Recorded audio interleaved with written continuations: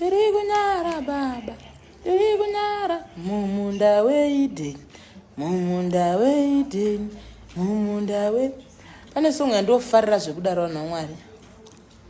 Inoti Hosana,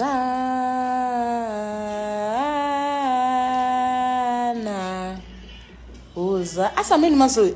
Ana, nai baba, Hosa. Hosa. Asa, iye Hosana mkuru. Ukana ya kuimbwa ina ndina handiprofiti. Vandotanga kushama ngai nekuda musodzi. Inonditi zhiriso. Na Mwari. Iye Hosana murefu nomuziya ere.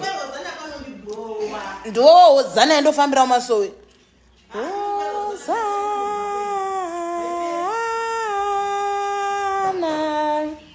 Hosana.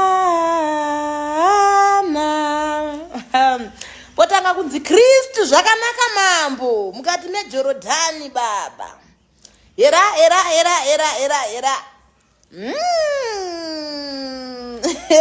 Guys, I miss church, guys. I miss Masowe zvekutodaro.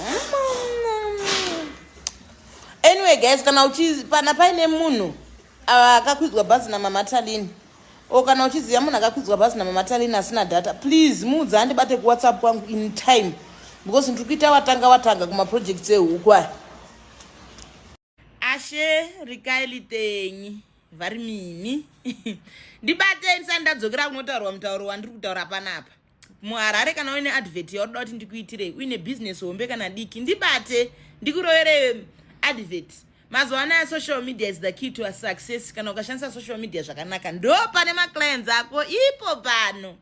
Anhu aMwari, kana uine muchato, maroro, birthday, uchida zviro zvako zvifambe zvakati tsepete pasina confusion. Zviro zvinotsvakwawo event planner, pana anonzi Merrily the planner. Aiwa anosota kusota kuti nga. Then mazuva anaya zviya zvekuti anhu ari kuda kumbofara amwe achibika kwete, save time, save happiness, save galanganja.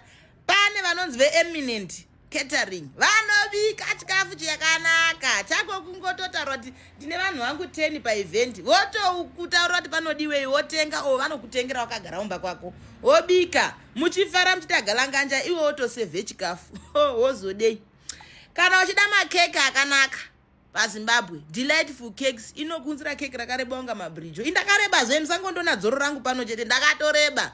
Ede makeke ava anonaka. Ndakarirya inini keke rawo, keke rinonaka. Kana uchida mapikicha ekuti unobuda akati tsepete kana bunduri rapa rinokavhiwa iri neMagnific Creations. Zvimwe zviro ndezvemamemories. You need nice pictures to keep. You can't keep mapicture ekuti kana papera 10 years anopera quality. Magnific Creations inobudisa mapikicha uri zvauri zvekuti chero after 20 years vanhu vako vanokwanisa kukuona ungori zvauri. Ndisingakanganiwo zvetadiwa the MC. Uyu manje mukomana anouya pamafunctions akachena.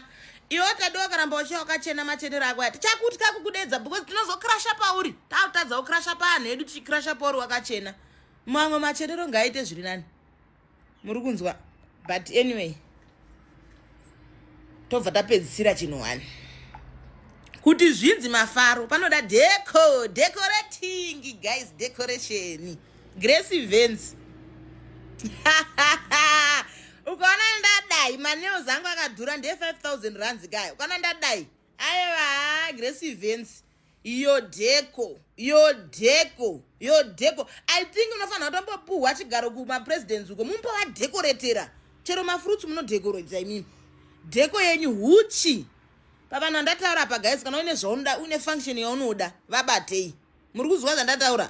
Bye bye. Good night. Vedwe ndikuzwa mufaro mune ndiri pano ndichitenda mamatalini avo vabhadhara niyo 500 dzevanhu 10 kuprofits, guys. The reason why I came to profits ndaavoida kunzi huku dziya dzakazofanira kuti takadzitenga muvanhu, saka idzi straight out niyo kubva kuIVs handitika. So guys, pano mamatalini nerudo rwenyu nechido chenyu chekudetsera avo vanhu vasina plani muZimbabwe. Mukati no wabva kuSA zvinhu zvakaoma, wopindawo muZimbabwe woitirwo project wotangawo something. Thank you so much mama Talini, may God bless you zvese zvamunoshuvira. chinotifadza pazvinhu izvi ndechekuti hazvisi kuitirwa inini but zviri kuitirwa vanhu vandinoona ndega nemaziso angu kuti these people are in need of this help. So mamatanini vatengera munhu niyo 50 pamunhu uyezve chikafu chinokwanisa kuti huku idzoke dzilaste 2 weeks. Unova ndondofunga master unoti ndofunga masters handitika huku apa guys kutokumbirawo usangouya kuzotora huku just because uda kunge uri part of maprojects. Uya utore huku if you are passionate panyaya dzekuchengeta huku because mamataleni also come through vachiona kuti project yavakakutangira iri kufamba sei handitika. Saka mangwana zvandichada nda kuti vanhu ndikuita first come first serve because mamataleni vanga vakabhadharira vanhu vakawanda mabhazi aya. So apa pabhadharwa vanhu 10 chada first come first serve. Make sure une pekuchengetera huku, make sure une chipo chacho, make sure uri willingly not kungotora zvinhu just because ndoda kungodzida pana muproject handitika.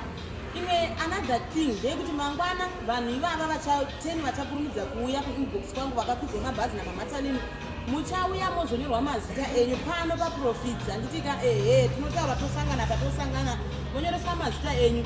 Vanhu iva muchavabudisa pamavhidhiyo mukangoona kumarani kwavachidyika huku ndifonerei because vanenge vaudya stoko.